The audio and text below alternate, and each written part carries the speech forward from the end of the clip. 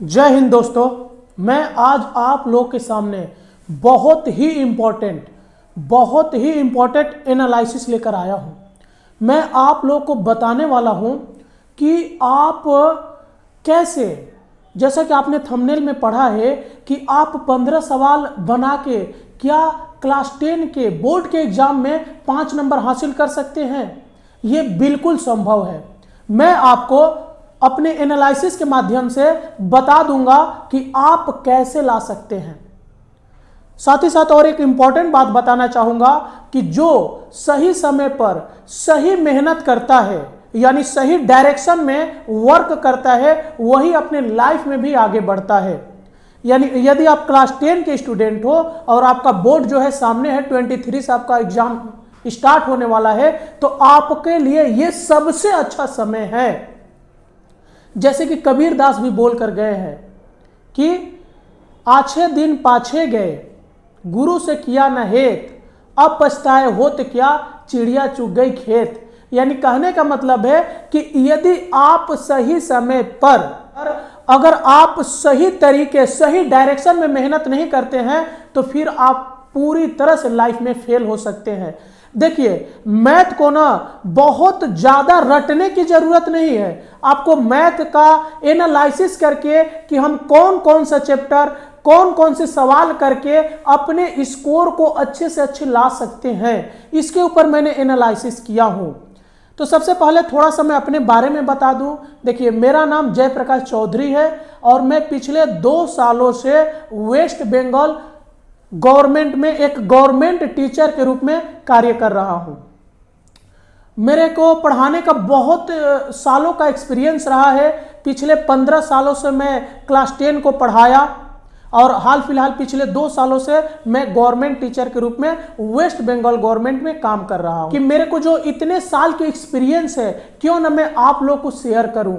और इसी के लिए मैंने आप लोगों के लिए ये एनालिसिस वीडियो लाया हूं कि आप 15 सवाल सोल्व करके बोर्ड में, यानी क्लास 10 के एग्जाम में कैसे 5 नंबर आसानी से अपने पॉकेट में रख सकते हैं। ठीक है, तो आप वीडियो को बिना स्किप किए हुए देखिएगा। और ये जो चैप्टर है 25 हाइट एंड डिस्टेंस का ट्रिगोमेट्री चैप्टर चल रहा है हमारा अभी। इस पर ऑलरेडी मैं 11 वीडियो बना चुका हूं। यदि आप वो सब वीडियो नहीं देखे हैं तो हमारे चैनल के प्लेलिस्ट में जाइए, जिसका नाम लिखा हुआ है चैप्टर 25 ट्रिगोमेट्री। पार्ट 1 से लेकर पार्ट 8 तक देखिए। ये पार्ट 9 वीडियो है, इसमें भी मैं कुछ सवाल बताऊंगा, लेकिन एनालिसिस करने के बाद कि जो आपने थंबनेल पढ़ के आया है कि सर ने लिखा है कि 15 सवाल सोल्व करके आप 5 नंबर पा सकते हो, क्या ये पॉसिबल है? ये बिल्कुल पॉसिबल है। चलिए हम लोग समझते हैं एनालिसिस को कि ये कैसे पॉसिबल है। आप यहां पर देख रहे हैं कि मैंने यहां पर कुछ सवाल को लिखा हूं। जैसे मैंने 1 नंबर सवाल को लिखा है कि एक लाइट हाउस से उसके साथ एक ही सरल रेखा में स्थित 2 जलयानों के औन्नत कोण 60 एवं 30 डिग्री है। यदि लाइट हाउस से नजदीक स्थित जलयान की दूरी 150 मीटर हो तो लाइट हाउस से दूसरे जहाज की दूरी ज्ञात करो। आपको जानकर बहुत अच्छा लगेगा कि ये आपके बोर्ड एग्जाम 2017 में आया था। अगर आपको लग रहा है कि बस ऐसे ही मैं लिख दिया हूं, ऐसा कोई बात नहीं है। आपके पास सजेशन होगा, आप देख सकते हैं 2017 के जो भी आपके पास 2023 का भी सजेशन है तो उसमें आप देखिएगा कि प्रीवियस ईयर का पेपर दिया हुआ है। आप वहां देखिएगा 2017 में ये क्वेश्चन आया हुआ है और ये आपके बुक का जो 25 चैप्टर में करा रहा हूं उसका 10 नंबर सवाल है। कितना नंबर सवाल है? नोट कीजिएगा, 10 नंबर सवाल है। दूसरे सवाल देख लेते हैं। सूर्य का उन्नयन कोण 45 से बढ़कर 60 होने से एक खूंटी की छाया की लंबाई 3 मीटर कम हो जाती है, तो खूंटी की ऊंचाई ज्ञात कीजिए। ये 2018 में आया हुआ था और आपके किताब के कितने नंबर सवाल है? ये 8 नंबर सवाल है। 25 चैप्टर जो हम लोग कर रहे हैं 8 नंबर का, ये सब 8 नंबर में है। ये मिला सकते हैं अपने बुक से भी। 3 नंबर, एक 3 मंजिला मकान की छत पर 3.6 मीटर लंबा ध्वज दंड लगा है। रास्ते के किसी एक स्थान से देखने पर ध्वज दंड की चोटी एवं पाद का उन्नयन कोण क्रमशः 50 डिग्री एवं 45 डिग्री हो तो मकान की ऊंचाई निर्णय करो। ये 2019 में आया था। और क्वेश्चन नंबर क्या है? आपके बुक का 14 नंबर है। ठीक है, 14 नंबर। लास्ट वाला देखते हैं। दो स्तंभ की ऊंचाई क्रमशः 180 मीटर या 60 मीटर है। दूसरे स्तंभ के पाद बिंदु से प्रथम की चोटी का उन्नयन कोण 60 डिग्री होने पर प्रथम के पाद बिंदु से दूसरे की चोटी का उन्नयन कोण निर्णय करो। ये 2020 में आया था और ये आपके बुक का 15 नंबर सवाल है। ठीक है, तो आप अभी सोच रहे होंगे कि सर आपने 2017 का बताया, 18 का बताया, 19 का बताया, 20 का बताया, 21 का तो आपने बताया ही नहीं। अरे बच्चों 21 में एग्जाम कहाँ हुआ था? एग्जाम हुआ ही नहीं था 21 में, सभी कोई पास हो गए थे, गवर्नमेंट सबको पास कर दिया था। और बोलेगे 22 में एग्जाम हुआ था, लेकिन क्या हुआ था कि जो आपका ये ट्रिगोमेट्री वाला पोर्शन था इसको सिलेबस से हटा दिया गया था, इसलिए यहां पर नहीं दिया गया। 2023 में जो आप एग्जाम देने वाले हैं 23 फरवरी से, इसमें आपका मोस्ट इंपॉर्टेंट रोल प्ले करने वाला है त्रिकोणमिति, इसमें आएगा। तो आपको अच्छे से प्रैक्टिस, बहुत इधर उधर पढ़ के आपको कोई फायदा नहीं है। आपको एकदम लिमिटेड पढ़ना है और देखना है कि कहां कहां से अच्छे स्कोर आ सकते हैं। यदि आपको ये एनालिसिस मेरा अच्छा लगा है तो कमेंट करके जरूर बताइएगा। हर एक चैप्टर के लिए मैं एनालिसिस करके आपको बता दूंगा, और मैथ में आप कैसे 60 से 70 नंबर ला सकते हैं, बहुत ही कम दिनों में कम प्रैक्टिस करके एकदम सॉलिड में एनालिसिस करके रखा हूं। आपको मजा आ जाएगा। 50 से 60 तो आप ऐसे ला सकते हैं। ठीक है, तो जो मैं आप थंबनेल में पढ़े हो कि 15 सवाल करके 5 नंबर आ रहा है, कोई गलत बात नहीं है। आप देख रहे हैं कि 10, 8, 14 और 15 नंबर सवाल आपके आए हैं 4 सालों में, जो अभी तक आपका बोर्ड का एग्जाम हुआ है और 23 में आने वाला है। लेकिन मैं आपको साथ ही साथ और एक बात बता देता हूं कि जब आप प्रैक्टिस करोगे ना, मैं देख रहा हूं कि जो लोएस्ट है 8 से आया है और हाईएस्ट 15 तक आया है। माने 8 से 15 के बीच में ही 4 सालों में ऐसा पूछा गया है। तो आप प्रैक्टिस कहां से करते जाओगे? 15 नंबर सवाल से प्रैक्टिस करोगे ऊपर तक। कम से कम आप प्रैक्टिस करोगे, आप 6 या 7 तक प्रैक्टिस कर लेना, 6 नंबर सवाल तक, नीचे 15 से लेकर ऊपर 6 नंबर सवाल तक। और इस बार का जो सबसे इंपॉर्टेंट सवाल है, यानी 15 दे दिया है, 14 दे दिया है, 13 नंबर सबसे इंपॉर्टेंट है आपके बुक का सवाल का। 13 प्रैक्टिस कीजिएगा, 12 प्रैक्टिस कीजिएगा, 11 प्रैक्टिस कीजिएगा। कौन कौन बताया? 11, 12 और 13। मेरे को लग रहा है ना कि इसी 3 सवाल में से एक सवाल इस बार बोर्ड में देने वाला है। आप विश्वास करके प्रैक्टिस करके जाइए। मेरा एक्सपीरियंस बताया है, पिछले 15 सालों से मैंने पढ़ाया हूं बोर्ड को, तो मेरा एक्सपीरियंस ये बता रहा है कि ये 11 हुआ, 12 हुआ, 13 मोस्ट इंपॉर्टेंट है। क्यों मैं ऐसा बोल रहा हूं? क्योंकि आप देख रहे हैं कि 4 सालों में जो भी क्वेश्चन आया हुआ है, कोई माने आपका प्रीवियस ईयर का क्वेश्चन नहीं आया हुआ है। हर एक क्वेश्चन नया है, अलग है। ठीक है, कोई आपको बताता है कि प्रीवियस ईयर का पेपर सोल्व कर लो, आपको उसी में से आ जाएगा। 10 क्लास में ऐसा नहीं होता है, 100% नहीं मैच करता है, आता है बहुत कम आता है। तो अगर आप एनालिसिस समझे होंगे तो आप कमेंट करके जरूर बताइएगा और बोलिएगा अगर और भी आपको एनालिसिस चाहिए मैथ में, कि आप कैसे मैथ में अच्छे से 60 से 70 नंबर ला सकते हैं आसानी से, तो कमेंट करके बताइएगा। ठीक है, तो आप ये समझ गए होंगे। अब हम चलेंगे, कुछ लोगों का यहाँ पे आप नाम देख रहे होंगे, इनका अनाउंसमेंट कर दूं। ये हमारे पिछले वीडियो का क्या है, विनर्स हैं, जिन्होंने सबसे पहले कमेंट किया था। सबसे पहला कमेंट अभिनंदन चौधरी का आया था, उसके बाद अनुपम दुबे, आकांक्षा दुबे, नीतीश साव, भूमि थापा, रूपा यादव, और स्पेशल कमेंट में नीतीश साव, अनुपम दुबे और आकांक्षा दुबे। तो आज का प्रश्न को आप ध्यान से सुनिएगा, जल्द से जल्द कमेंट कीजिएगा ताकि मैं नाम आपका अगले वीडियो में अनाउंस कर सकूं। आज आपको बताना है कि हमारे देश के राष्ट्रपति का नाम क्या है, प्रेजेंट राष्ट्रपति का नाम कमेंट करके जल्द से जल्द बताइएगा ताकि मैं आपका नाम अगले वीडियो में अनाउंस कर सकूं। चलिए अब हम लोग अपने सवाल बनाते हैं। 11 तक मैं बना दिया हूं। यदि आपको वीडियो नहीं देखे हैं तो चैनल के प्लेलिस्ट में जाइए, 25 ट्रिगोमेट्री 25 या चैप्टर 25 ट्रिगोमेट्री ऐसे मैं आपका बनाया हूं, प्लेलिस्ट का नाम है, उसको देखकर आइए। पार्ट 1 से देखिए और पार्ट 4 और पार्ट जो 8 बहुत ही इंपॉर्टेंट है, बहुत ही ज्यादा इंपॉर्टेंट है। ये जो सवाल है ना, ये 10 नंबर जो सवाल है, मैं पार्ट 8 में सोल्व किया हूं, कल ही मैं बताया हूं, उसको जरूर जाकर देख कर आइए। यही सवाल है। और देखिए क्या सवाल दिया हुआ है, दिया है कि जब 250 मीटर लंबे सूते से एक पतंग उड़ा रहे हैं तब वह जमीन की सतह से 60 डिग्री का कोण बना रही है। यदि सूता जमीन की सतह से 45 डिग्री का कोण बनाए तो दोनों अवस्था में पतंग हमसे कितने ऊपर होगी और किस अवस्था में पतंग अधिक ऊंचाई पर होगी। ठीक है, इस सवाल को बनाते हैं, मोस्ट इंपॉर्टेंट है आपके लिए, वेरी वेरी इंपॉर्टेंट।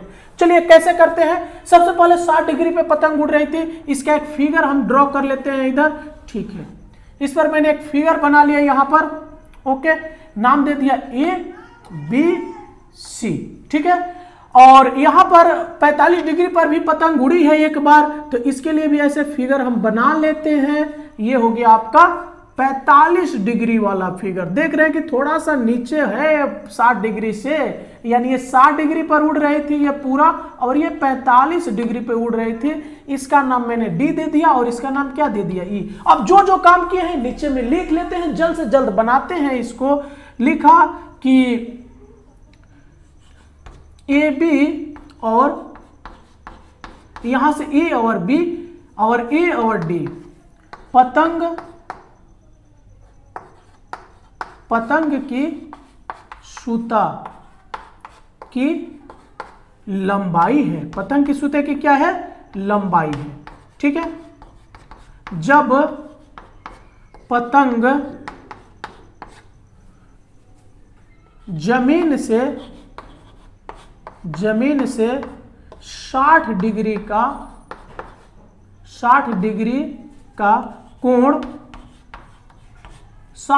का कोण बना रही है तब उसकी ऊंचाई क्या है, उसकी ऊंचाई, तब उसकी ऊंचाई CD है, C या BD है, ओह BC है, क्या है, B और C है। ठीक है, और जब 45 डिग्री का कोण बना रही है तब ऊंचाई क्या है, ऊंचाई DE है। बस ठीक है, आप ये समझ गए होंगे कि जब वो 60 डिग्री के साथ कोण बना रही थी तब ये उसकी ऊंचाई पतंग की BC है, और जब 45 डिग्री का कोण बना रही थी तब उसकी ऊंचाई क्या थी, DE है। अब हम क्या देख लेते हैं, समकोण त्रिभुज किस में, ABC में क्या दिख रहा है हमको, ये जो है कोण 60 डिग्री का जो बना हुआ है, तो जब ये कोण है, इसको जब हम कोण ले रहे हैं तो ये क्या बन गया P, और इसके ठीक सामने वाला क्या बन गया है H। और देखिए सूते की लंबाई तो हम लिखे नहीं, AB और जो BC हमारा सूता था कितना डिग्री था, देखो तो सूता कितना लंबाई था, 250, ये हो गया मीटर, और यहाँ पे क्या हो गया, ये 250 हो गया। AD इसमें एक सूता है। ओके, तो अब इसको हम क्या लिखेंगे, समकोण त्रिभुज ABC में हमको क्या दिख रहा है, ये B और C का मान निकालना है, और हमें BA का मान दिया हुआ है। किसका मान दिया हुआ है, BA का, यानी P/H हो रहा है। क्या हो जा रहा है, P/H, यानी हम लिख सकते हैं BC बटा क्या लिख सकते हैं, AB, यानी P/H क्या होता है, P/H आप इतने दिनों से मेरे साथ जुड़े हुए नहीं अगर आप पहली बार आ गए तो हमारे चैनल के प्लेलिस्ट में जाइए, 23.1 का पार्ट 1 वीडियो देखिए, आपको पूरा समझ में आ जाएगा कि ये P/H क्या होता है। P/H पंडित हरि, यानी साइन क्या हो गया, साइन 60 डिग्री हो गया। ओके, यानी हमारा BC का मान क्या दिया हुआ है, BC का मान हमें कुछ नहीं दिया हुआ है, और AB का मान क्या दिया हुआ है, 250 इक्वल टू साइन 60 का मान ये रहा 60 डिग्री, और 1 to 3 यानी √3 बाई क्या आ गया, √3/2, और इसको क्रॉस गुणा करेंगे तो 2BC बराबर 250 रूट क्या हो गया, 3 हो गया। फिर OR किए, BC बराबर क्या हो गया, 250 √3 बाई क्या हो गया 2, और ये कट गया इससे, यानी BC का मान हमारा क्या आ गया है, 125 √3 आ गया है, इतना मीटर। यानी जब 60 डिग्री पर उड़ रही थी पतंग तो कितने ऊंचाई पर उड़ रही थी, 125 √3, यही रहा BC। अब हम किस में देख लेते हैं, समकोण त्रिभुज किस में, ADE में, ADE में, ADE में क्या क्या हमको दिख रहा है, हमें दिख रहा है DE बटा ये हमें दिख रहा है AD, यानी ये भी क्या हो गया साइन 45 डिग्री।